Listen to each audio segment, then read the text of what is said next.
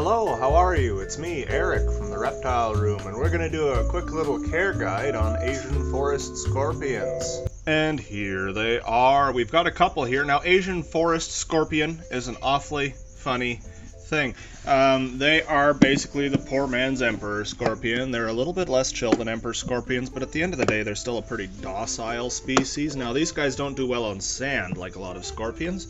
These are more tropical. They need a lot of humidity. So we've got a peat moss topsoil and sphagnum moss mix that these guys are chilling out on. Now this is Mr. Tank, and he is, well, Asian forest is a few different species, and none of these guys came in with the best labels. So he is, as far as I can tell, an H. petersii, or H. petersii, or the pronunciation with nomenclature isn't nearly as important as the spelling. There's the spelling. So Tank here is just a little fellow. We've had him for a few years now. We got him as just a wee little guy, and he is a slow grower. He went on a fast. Sometimes these guys will go extended periods without eating, and as long as their body weight is not terrible, they do okay. Now, we'll start with something that I actually learned today from a customer that I didn't know. When you look at a scorpion like this, you might wonder, the first thing that comes to your head, or at least what comes to my head, is where's its butthole? It's right here, right next to the stinger, that little thingy popping out right there. That right there, that's where the poop comes out of. So anyways, that's fun. Moving on from that, this is Tank, and he is got this sort of matte. He's still shiny, but he's quite matte. That's why I'm pretty sure he's a petersii. Let's take a closer little look here. These guys do need quite a bit of deep substrate. They like to tunnel and dig. So because he's just a little guy, deep substrate for him isn't all that deep. It's a couple inches in this little container where I've got some air holes to lock in the humidity that he needs. These guys are going to operate at around 70 to 80% humidity, and adding springtails to their enclosure can be a great idea. At that sort of humidity, you can very quickly get fungus and little gnats, little soil mites that you don't want to have to deal with. And that's just a great way to keep them down. Now, you see the water dish in here has a little stairway to heaven coming up. This is very important with scorpions, to have very shallow water dishes with easy access out, because they will drown themselves if they get in a deep bowl. Sometimes they can't always get themselves back out again. Now let's take a little look at his underside a sec, so we can talk about how we know he is indeed a he. So I've got him in this deli cup here, this deli that's significantly less clear than I got the impression it was before I put him in there. But underneath there's these little feathery little structures beside his leg. You can barely make out the silhouette of them. I'm going to see if I can turn on my flashlight here. There we go. Now you can see them a lot better. And they're quite large. They're extending a little bit past his body size, and that generally is going to indicate a male. Also, that little spot in between those feathery bits on a female will have a little notch on the back, whereas with males it points towards the front, generally speaking. Now you see behind those light spots, those are their lungs. Those are called book lungs, and they're just shallow little gill-like structures right underneath their skeleton. So this is part of the reason it's so important to keep proper humidity with these guys, because if they dry out, they can't breathe properly. They also can't molt properly. Now temperatures for these guys are pretty forgiving. You want to keep them in between 75 and 85 degrees Fahrenheit on average. If you keep them too hot, they're just going to dig down to try to get away from that, and if you keep them too cold, they're not going to metabolize properly. Now, our reptile room here is pretty warm. We're operating at between the 77 to 81 degree mark.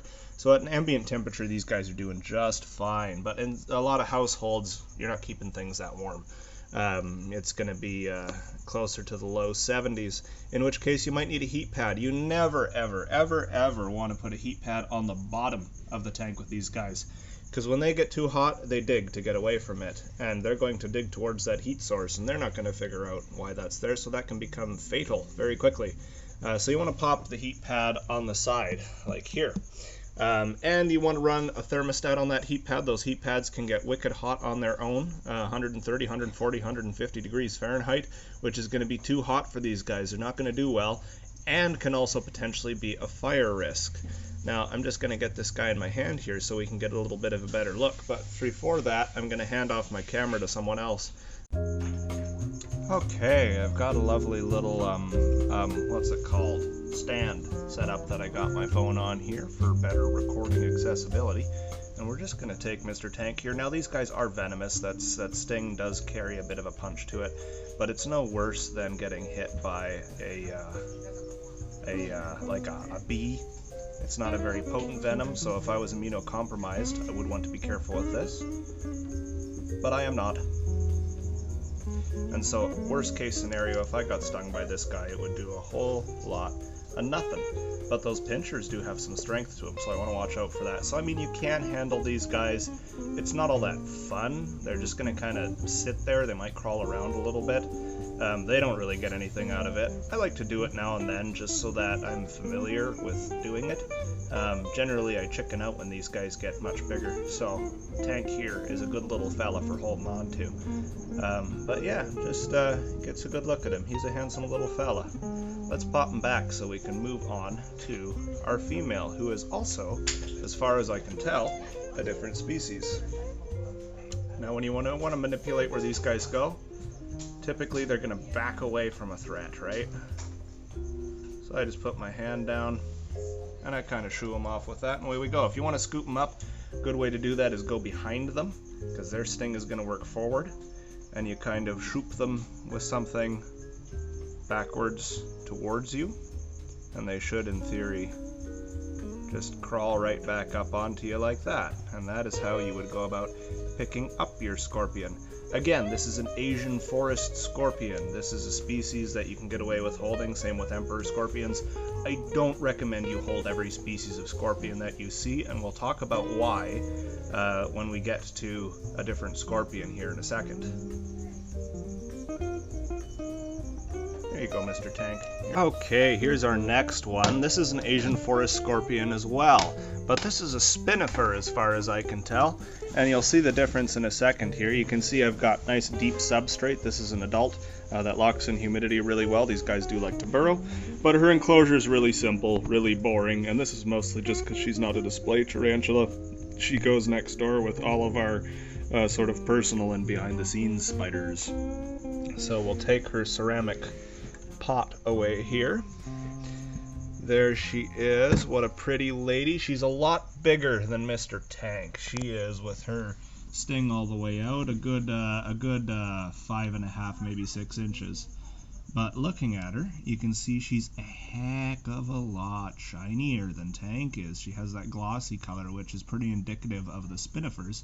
And her sting there is sort of reddish, with her little bunghole sticking out beside the sting there. Now, if we flip her over, we can see that her gills, or not gills, her feathery doodads, I can't remember the science nerd name for it, are going to be a lot shorter and a lot more pulled in close to the body with a little notch on the doohickey between them. But if I pick her up, she's going to get super stressed out, and what I'd like to see is if she wants to take some food. She may or may not. We did just give this enclosure a clean, but you can see with these low venom yield scorpions, they're not quick to use the sting. That is not their first line. They're going to use those powerful claws instead, like a crayfish, to just sort of grab onto their food and deliver it to their mouth. Now again, we just redid this tank. There's some fresh substrate, there's some new smells. She's probably not all that keen on eating right now. But these guys, unlike tarantulas, they have internal digestion. So when they do eat, they're going to grab that food and shove it right in their pie hole. It's quite the thing to watch. Yeah, she's telling me, "No, Dad, I'm not too chill with eating right now." So I'm just going to take that away, and we'll put her little pot back here. There we go. There's her comfort zone. And then we are going to move on to a different species real quick. This right here is our last scorpion we'll be touching on. This is the Stigmurus. Now this is not a scorpion under any circumstances that you want to pick up. This has LD40 or LD50 of it's like 0.57 or something. It's significant. If you get stung by this, you're probably not going to die, but you're not going to have a great time and should probably go to the hospital to get checked out. But they are really cool, and they are communal as well, so you can keep multitudes of these together and they'll do just fine. They're also parthenogenetic, so I mean these guys can do it too, but these guys are especially known for just having babies. Whether or not you breed them, they'll just kind of do it. Now, what you might notice on this one is really thin, tiny little claws, and this is pretty typical of scorpions that pack more of a punch with their venom. They're going to have a bigger sting on the end there, more effective venom delivery, because that's what they're relying on to defend themselves and to apprehend their prey. And delicate little claws in the front, because frankly, big clunky claws when you're packing that just get in the way. Imagine you have a shotgun. You're not also going to carry a machete. You might just have a little knife as a backup. But if all you have is a knife and no gun, like this guy over here, well then you're carrying the machete. So that's kind of the idea there. When you gain fitness in one aspect, you necessarily lose fitness in another. So let's see if this little Stigmurus here wants a mealworm. Are you hungry? Not terribly hungry. Hungry, mostly just nervous, and the phone is ringing, so I gotta go. Good thing we just finished this. And that's all for scorpions today, my friends. If I missed anything, please let me know in the comments below, and I'll be happy to address them down there. But that is Asian forest scorpions. Other scorpions have different care, so don't apply this universally. But if you have an Asian forest scorpion, take what you learned today, apply it, and it should be happy. That's all, guys. We'll see you tomorrow.